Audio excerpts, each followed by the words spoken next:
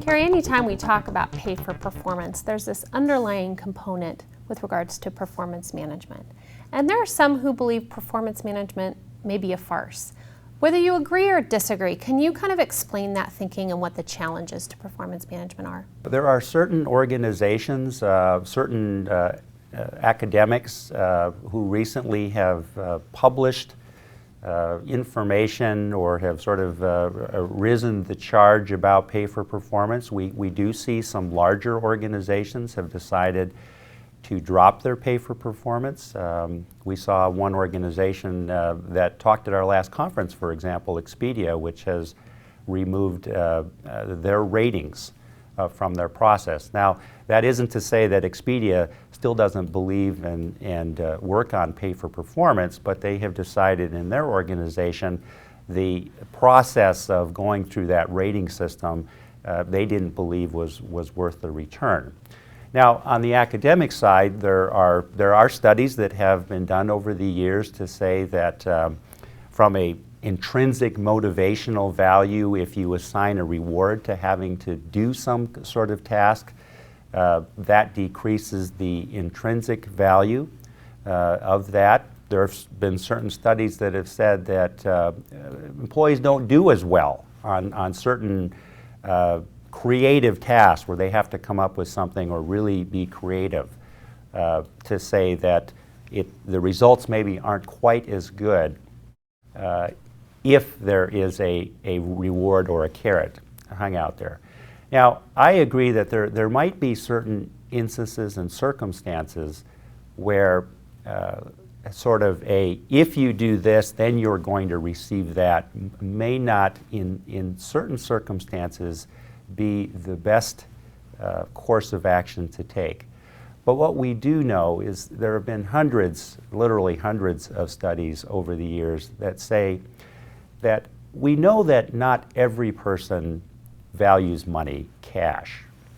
But what we do know is cash, if they don't value cash in itself, cash can be converted into so many other things that employees value.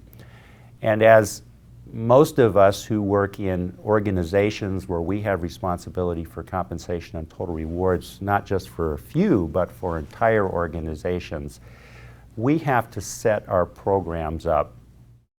We'd love to be able to set an individual plan up for every individual employee, but that's not economical, it's not efficient, and as we do that, we also have to keep in mind that we don't want to get into the equity theory problem where everyone spends all of their time rather than doing work comparing what everyone else's compensation plan is. So what we're trying to do in compensation is satisfy most people, granted the fact that we can't satisfy everyone.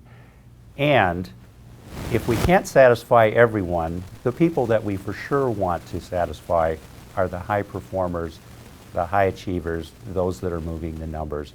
And so I always come back to square one, which is at the end, pay for performance is a tried and true principle. If we can learn how to do it better, if we can get our managers to have those difficult discussions and make those difficult decisions, our organization's bottom line will definitely improve.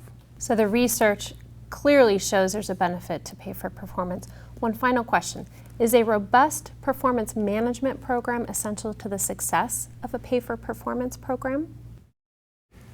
I believe that in most cases a robust program or process for assessing employees is fairly important. And the reason I say that is I made a comment earlier about adults being uncomfortable assessing other adults.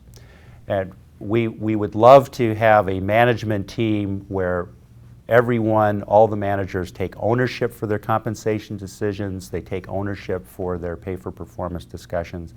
But the reality is they're looking to HR, to compensation for help and assistance. They're not comfortable with it, and that's okay. The acknowledgement that they're not comfortable with it, I think, is a great way to overcome that barrier. I believe that in general, if we can help, we being HR, can help organizations by giving them the tools, providing them the training, helping them calibrate, another important point, where the organization is comparing ratings across divisions, across departments.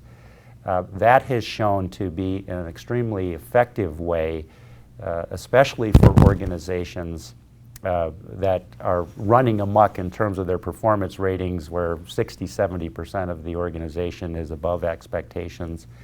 It makes it very difficult to allocate awards in those situations. So those calibration meetings can be very effective to kind of bring everybody back to the real world. And once your ratings are calibrated, it's much easier and much more effective to be able to allocate rewards to where your high performers can receive significantly higher amounts. Kerry, thanks for your wonderful insight today. For WorkSpan TV, I'm Allison Avalos. And I'm Kerry Chou.